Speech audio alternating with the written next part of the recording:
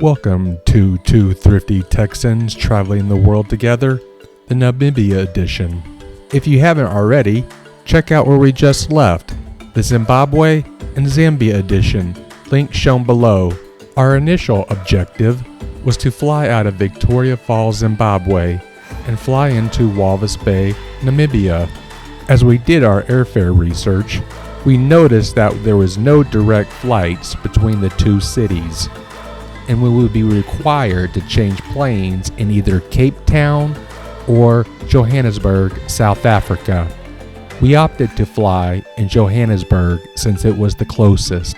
Another observation that we made was that it was actually cheaper to buy two separate airfares, one to Johannesburg and then buy a separate airfare to Walvis Bay, leaving on a different day.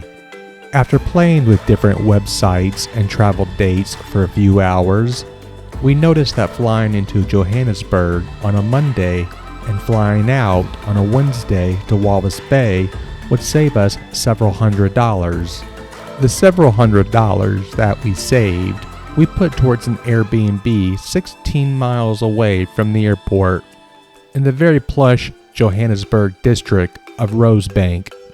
This worked perfectly since we got sick on our last stay in Victoria Falls, and we used those 2 nights in Johannesburg to recover. It was also an added convenience that there was plenty of pharmacies around the corner from the Airbnb in the Rosebank Mall. After factoring in the cost of our Airbnb, which was $66 a night, we still saved several $100s versus if we would have tried to fly into Walvis Bay on the same day that we left Victoria Falls. So it was a win-win for us. We will be driving that for the next few days, so it's going to be very interesting. No paved roads.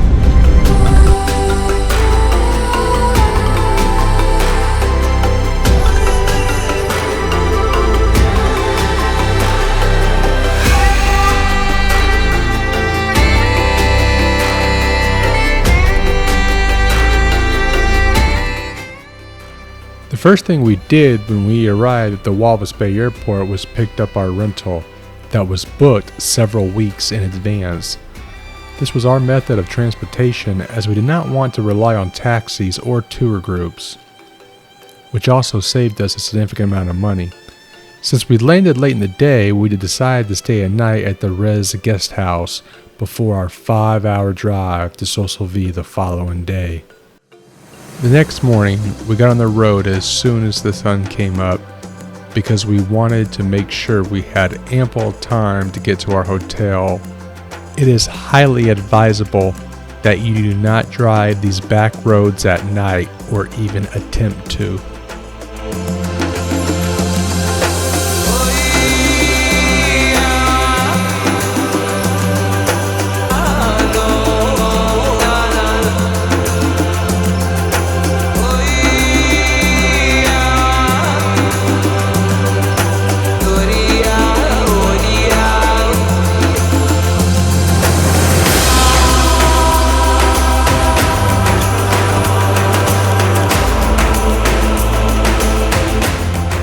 On our way to Sossusvlei,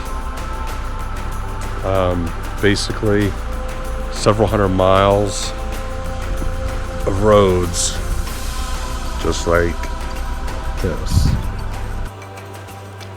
Because we wanted to see the sand dunes in Sossusvlei, which is a 5-hour drive from Walvis Bay, the majority of the journey was off-road, so I highly recommend renting a vehicle that is not low to the ground like the one you see. Our decision was to go with the Toyota 4Tuner as they are not only reliable but will give you the least amount of the famous African back massage that Namibia is well known for. Also, make sure that you request an extra spare tire from the rental agency as there is only one gas station between the 210-mile journey from Walvis Bay to our hotel, the Mirage Desert Lodge. And keep in mind that this is also a desert, so I would highly recommend bringing several extra jugs of water just in case of an emergency happens.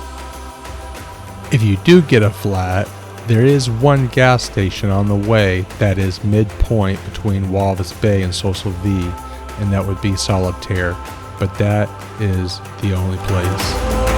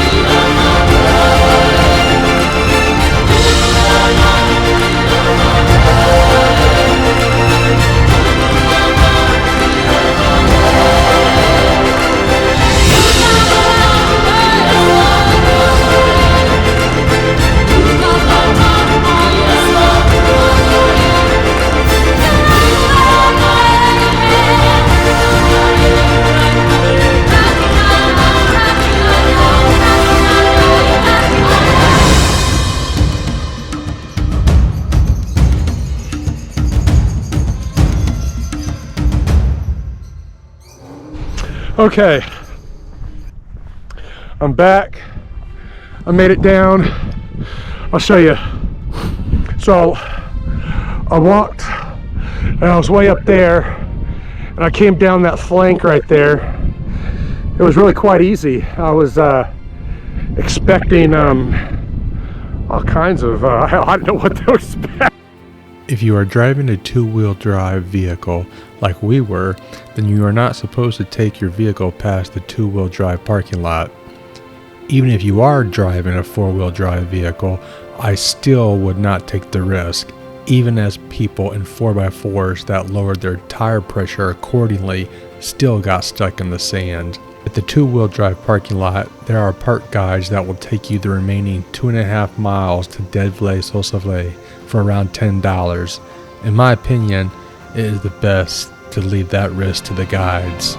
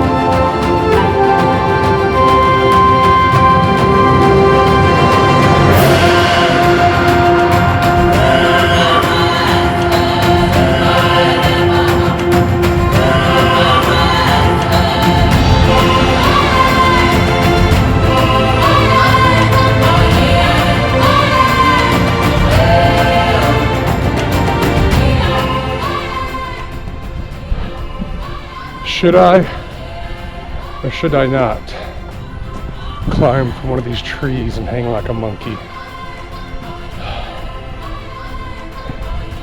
Decisions.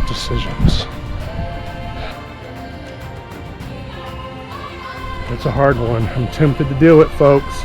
I think I'm gonna have to respect the trees. 1,000-year-old trees.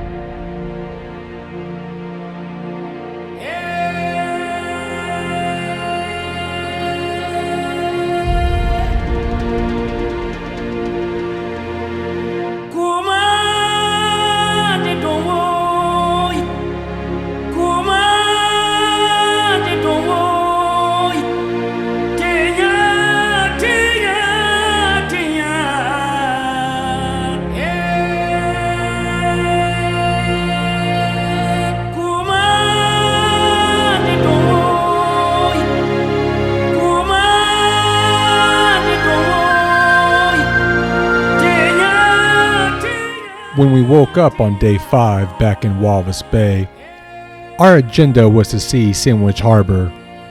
We stayed at the REZ Guesthouse again since we enjoyed the accommodations we received when we first arrived in Walvis Bay on day 1. The owner was very helpful and was able to get a local tour agency to take us on a half-day trip to see where the sand dunes meet the sea. It is not recommended under any circumstances for you to take your rental into Sandwich Harbor, no matter if it's a 4-wheel drive or not. The drivers who will take you to see the dunes have decades of experience driving the terrain, so keep this one for the professionals. The tour agency that we took was Photo Ventures Namibia, and I highly recommend using them if you want to see Sandwich Harbor.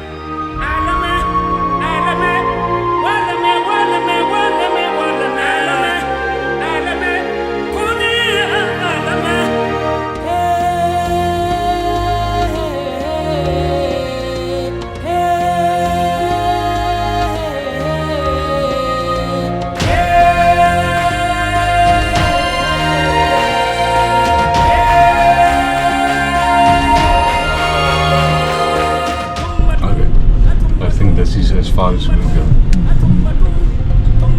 in a safe manner. Okay. Yes, it's fine with me. Okay.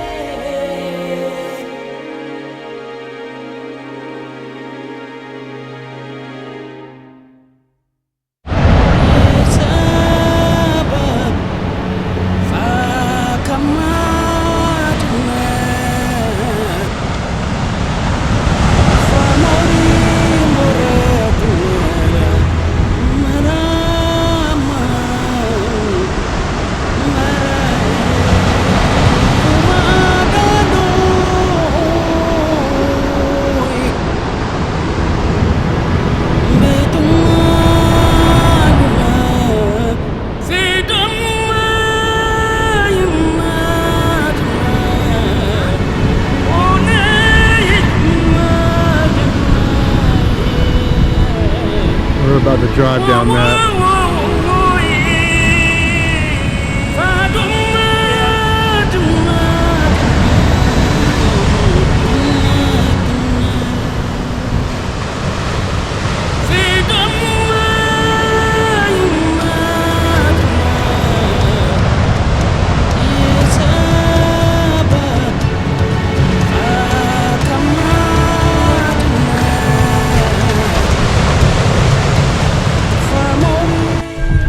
Good? Mm-hmm.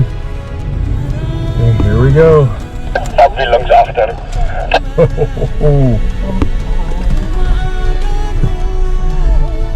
Copy daai, kom goed terug.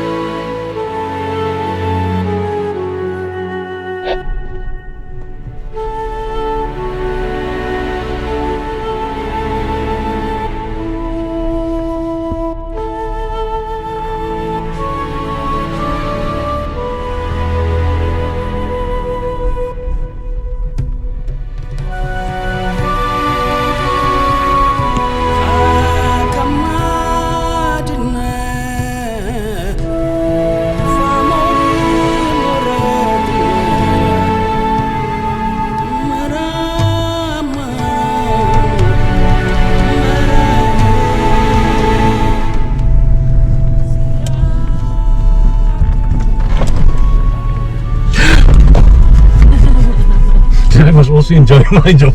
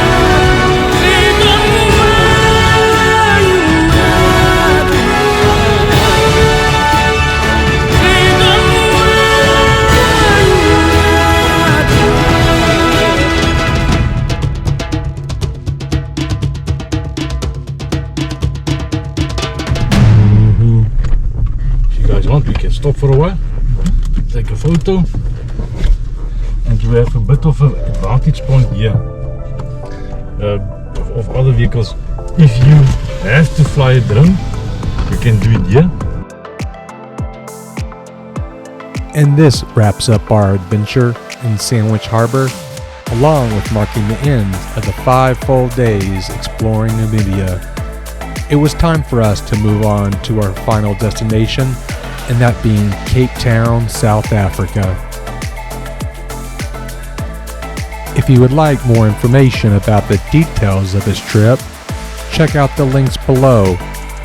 And please stay tuned for our next adventure in South Africa.